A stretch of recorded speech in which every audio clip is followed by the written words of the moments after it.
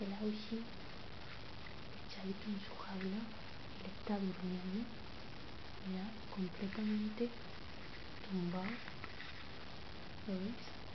La barriguilla ahí, la pegada, echadito como si estuviera en una cama, miradlo, ¿lo veis bien? Peter. Espera. Ahora ponedlo. Ya sale.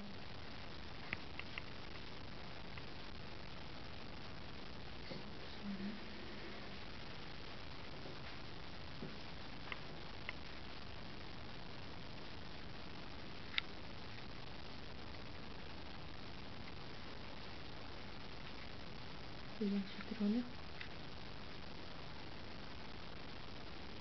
Sí, es muy grande.